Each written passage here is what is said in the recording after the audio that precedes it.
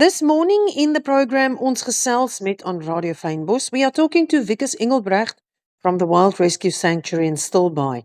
Morning, Wikus. Good morning. Now, I'm very excited about this interview because we will be exploring the innovative campaign led by the Wild Rescue and its conservation partners to secure a dedicated Protea emoji.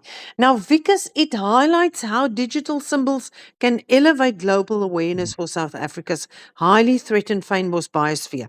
It really touches everybody in the world. And if you think that we use emojis about 10 billion times a day, and there are almost 4,000 emojis today in the Unicode standard, it's really an international and universal language that we all understand. Yeah. Something that we noticed, we always bemoan the fact, those of us who work in nature conservation, that we don't have something from our indigenous flora on our small screens, and we're always using some other substitute that isn't quite right. No. So getting that right, getting something of our local species is quite important to us. Of course, the Protea is also the national symbol. So there's an interest throughout South Africa to have this emoji there. And of course, what we would like to highlight with this campaign is that about half of our Protea species are in fact on the endangered list today. Yeah. So we would like to raise awareness about this. Absolutely. So now what specific moment or digital interaction triggered the realization that the Protea was missing from the global emoji lexicon? And what inspired you to say, okay, but let's launch this campaign? Yeah, look, we've always noticed that this is something that doesn't exist within the lexicon that we would like to have. It's merely a matter of trying to approach the Unicode Consortium. This is the international nonprofit organization that actually decides what symbols should exist on all electronic devices, to do so and put it on the official list that all service providers should have. It's actually quite an intricate and complicated proposal that they would have everybody do. Anybody can really make such a proposal, but it takes quite a bit of effort. We've actually noticed that there have been some other recent efforts at emojifying, if you may put it that way, some other South African or African species, like we saw something about the pangolin, but they had a different kind of campaign as well. So we thought we might do something similar. Yeah. And World Emoji Day was actually just recently on 17th of July, celebrating the emoji that we all know and love and the entire set. But the deadline for applications for this year via Unicode is actually right now at the end of this month. And then they had take to about possibly to November month to notify us whether the campaign was a success or not. Okay, so but how exactly will securing a digital Protea emoji translate into practical on the ground protection for threatened fynbos habitats and vulnerable plant species? It always begins with awareness, and I wonder how many people in the world doesn't know about, hasn't ever seen fynbos or Proteas. Remember, we are the smallest. Cape Floral Kingdom is the smallest floral kingdom globally by far, one of 6 main ones. So we really do think that it begins with awareness. You can't protect what you don't know about and don't have any experience about. So this gets the conversation going. Yeah. Obviously, it's not a substitute for on the ground conservation work or the fundraising that makes it happen, but it begins with education and awareness, and this is an important lever for that. Absolutely. So that brings me to strategic partnerships. In what ways are partner organizations like the Table Mountain Fund, the Cape Flora SA, and the Botanical Society of South Africa collaborating to amplify this campaign? Well, this is from Wild Rescue Nature Reserve, and it's our origination here, and we did the proposal. However, we have approached privately other organizations that might be interested in amplifying the message. The Table Mountain Fund actually gave us a very positive message. Yes, they absolutely will support and share about this online.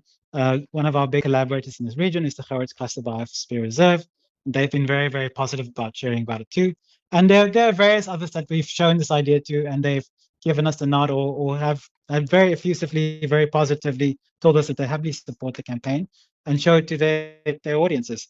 And the thing that makes this campaign work or not work actually has a lot to do with how interested are people in general in having this emoji on their system. And one way that those metrics get measured is simply by how much search traffic, for example, in a search engine like Google happens for something like fynbos or Protea, because you can go through like a service like Google Trends and you can actually see the volumes.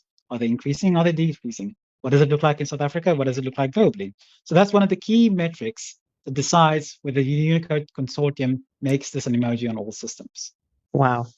So now that brings me to the public action. Beyond supporting the emoji campaign online, what are the most urgent eco friendly habits locals and tourists should adopt to protect the Proteas from threats like habitat loss and invasive plants? Think it's a slightly bigger question too, because there are several ways in which you can make a real impact.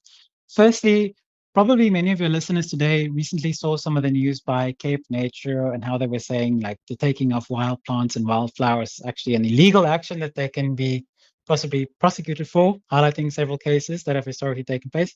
So nothing so severe necessarily, but remember, wildflowers aren't there to be picked whether they're endangered or possibly will become endangered. They exist where they should be, especially something like fynbos, which require very specific kinds of soils. So the kindest thing you can do is just take the pictures and not the flowers. Yeah. Whether you're right here or in another biosphere reserve, the plants belong where they are. Okay. Um, secondly, climate change is a definite reality, and we're all seeing what's happening in Europe, especially France and Spain recently. So we all need to try to work a little bit to lower our carbon footprint. And I don't know how popular this is going to be, but eating a bit more plant-based rather than meat products, animal products have a very large carbon footprint. That's a very easy, direct way you can lower yours. A little bit less travel, a little bit less electricity use, and so on. So everybody can contribute, but we are aware of these things already. Yes. Obviously, something like invasive species is a massive problem.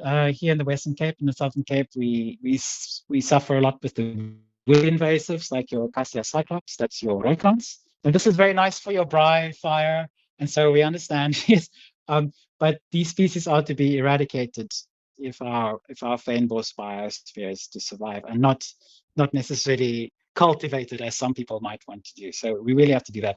And what you can also just do is just to support with your visitations or maybe financially is nature reserves like Wild Rescue or the Casper Biosphere Reserve or Kogelberg Biosphere Reserve, West Coast, and also the Gardenwood Biosphere Reserve. Because we're the people and they're the people doing the hard work in helping these species survive and doing the necessary natural stewardship work that goes hand in hand with that. Well, that's amazing. I can't wait for this to happen. I'll be sharing it as much as Thank you. possible. So, what a great conversation starter. Absolutely.